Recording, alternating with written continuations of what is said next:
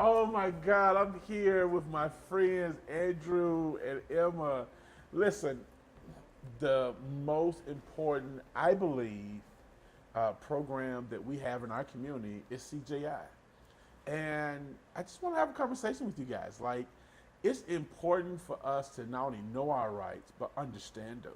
And so I think I'll just jump right in, if y'all don't mind, and say that there are so many questions, but one of the main questions that we always are asked is, what do you do when you're stopped by the police? Whether it's driving and being stopped, or you just walking minding your business and the police stop you. What do you do? I mean, can you just help us with that? Yeah, so when you're walking down the street and a police car pulls up and they say something to you, right? Maybe it's, what are you doing? No matter what the question is, though, we always recommend that you say, am I free to go? So that's the first question. Yes, that you should say, yes. Why? Because you want to figure out whether you have to stay and talk to the police or whether you are able to just go about your business and continue what you were doing before that. Okay. And until you have that clear, yes, you're free to go from a police officer, it can be really confusing to know whether or not you have to talk to them. And a lot of times they will say, they won't give a yes or no answer, right? They'll ask you another question in response to your question of, am I free to go? And we usually consider that being not free to go if they're not giving you a really strong verbal yes. And we can talk more in a little bit about what to do after if you're not free to go in that situation, but always say, am I free to go, to try to get clarity. Okay. Now, what if you're driving? Yeah, if you're driving, same thing, right? When the police pull you over, the first thing that they say to you could either be, show me your license and registration, or it could be, do you have any weapons in the car? You know, there's various things that they say first. And we still recommend, am I free to go, to be the first question. Something that they like to do to trick people is, do you know why I pulled you over, right? And we really recommend that you don't answer that question, right? Even if you think you know why you were pulled over, because anything that you say can be considered as an admission, right? So if you admit to speeding or you admit to running the stop sign, it's likely recorded on their body camera, and then you've admitted to violating some sort of infraction. Okay. Okay. So, what? So, being transparent, right? Because we're in this social media age, and you see all of these different videos where they crack their windows, they don't ask them, "Am I free to go?" And you know, I mean, what do you do? I mean, okay, you ask if you're free to go. If they say no, I mean, what do you do then? So if you ask the police if you're free to go and they say no, then you can officially assume that you're being under arrest or that you're being detained, right? So from there, that's when you start evoking on the rest of your rights, right? So after you ask, am I free to go, and once you're arrested or detained, then you start saying, I will not talk, I want my lawyer. And then you start saying, I will do not consent to any searches. That's a good question. I guess it'd be begging to be asked, is consenting to a search, right? Because, I mean, sometimes that's a sticky situation. How do you avoid that, or what do you recommend them to be documenting, or just be remembering, so you know it would help benefit them? Yeah. In Chicago and most of Cook County, all the officers are supposed to have their body cameras turned on during traffic stops. So there is that one piece of accountability that is supposed to be there. So what if they don't have it on? So, and how do you know if they have it on or not? So unfortunately, there's not a real way to know in the moment whether or not it's on.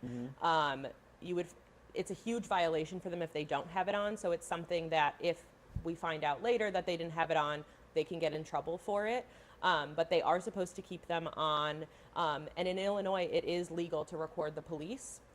So if you see someone getting stopped by the police, or you see an interaction with the police, you can always record that with your phone, and there's no rules against that. You can live stream it. You can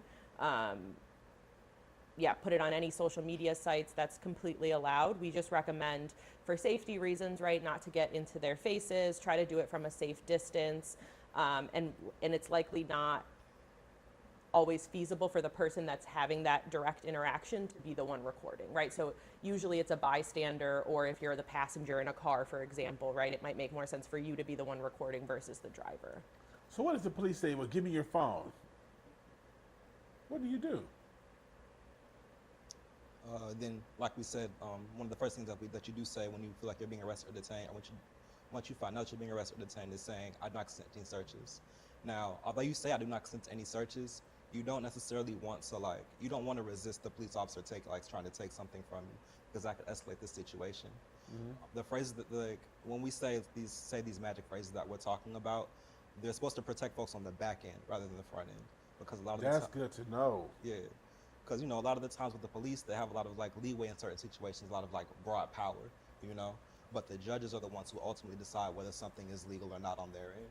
So it's to protect on the back end rather than in the moment, stopping the police from say taking your phone or something like that.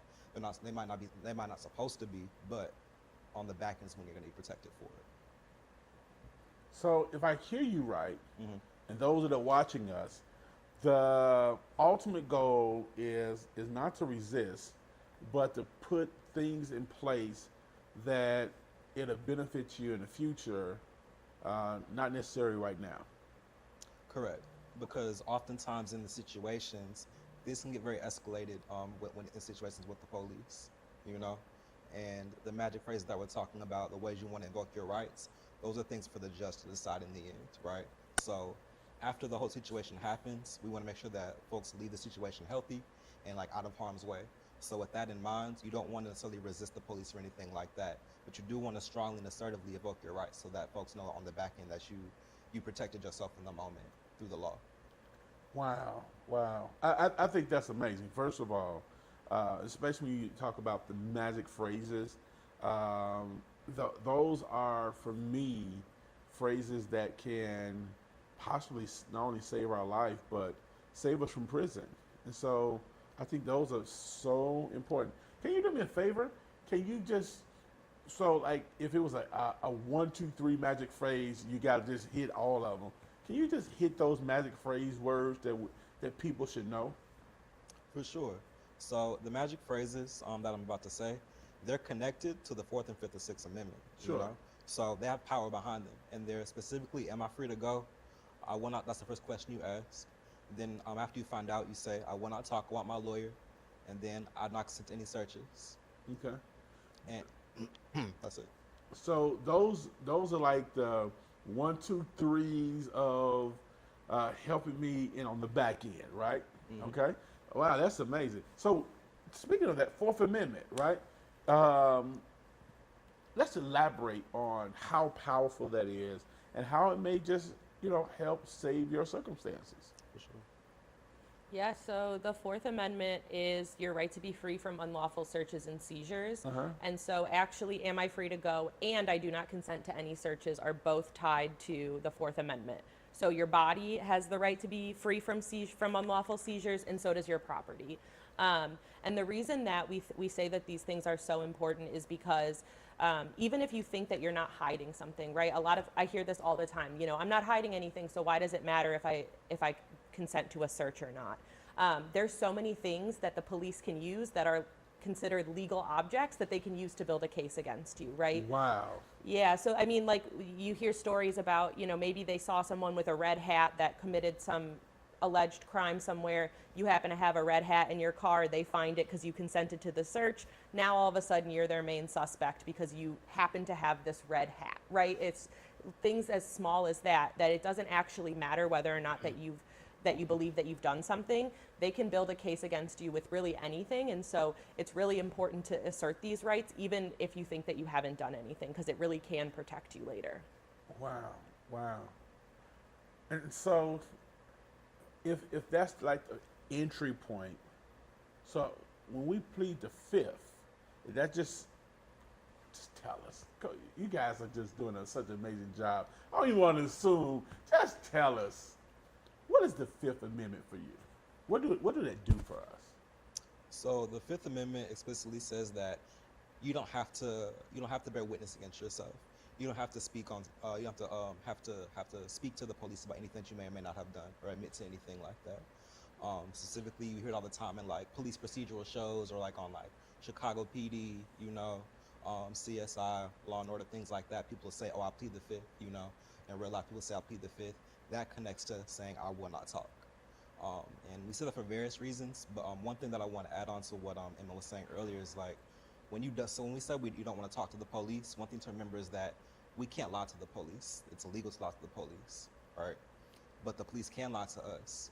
So what often happens is the police will like say things that are very scary and intimidating and try to get something out of us, right? And we might say, "Oh, well, like, I'll tell the truth," right? Because you're like, if I didn't do anything wrong, why should I be afraid, you know? And you might say the truth. But also, if you tell the lie and they find out, then you're in trouble.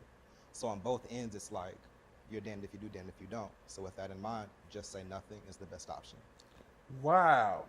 And you know, I think that's like an oxymoron.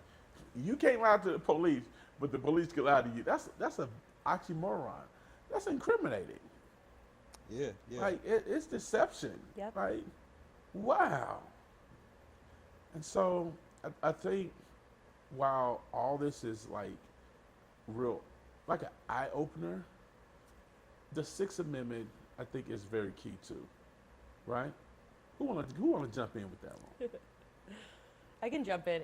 The Sixth Amendment is your right to have a lawyer. It covers a couple other things about the court system, but the main Sure. thing that we want to emphasize is that it allows you to have a lawyer. And in Cook County, anywhere in Cook County, you have the right to have a attorney come to the station before Sure. you're even officially charged with a crime. So if you're just being questioned at a station, you can have a lawyer come. That's really different than a lot of other places in the U.S. We don't have, that's not like a universal right, but in Cook County, you can call a hotline for free. A free lawyer will come out. They'll come help you get out of custody so that you can go home to your family. And that's something really unique that Cook County does offer. Wait, stop right there. You mean I can be detained and a free lawyer come out? Yes. Okay, do me a favor. Look into that camera and tell us the number to that free lawyer. The free lawyer can be reached at 1-800-LAW-REP-4. Say it again. 1-800-LAW-REP-4. She just did a commercial. Oh my God. Come on, look. Give me camera 2 on her. Say it one more time. Come on, so everybody can get it. It's right. Camera 3. It's right there. Come on.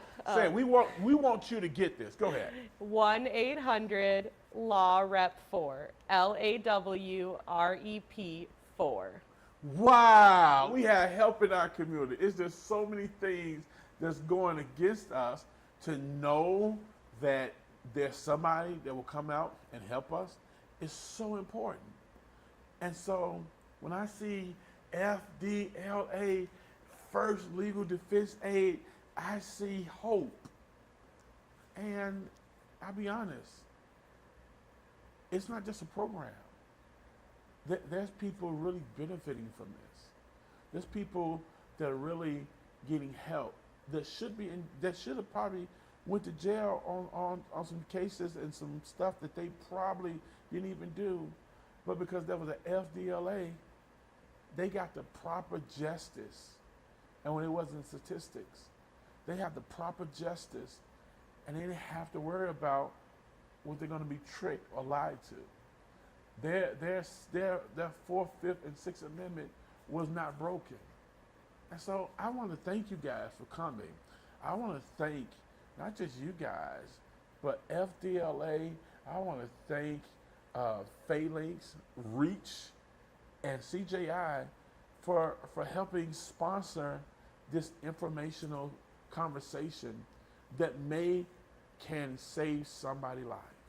Absolutely. So listen, FDLA, REACH, Phalanx, and CJI care about you. I want you to know that no matter what you're dealing with, you're not alone. Remember this, people don't care what you know until they know that you care. I'll talk to you soon.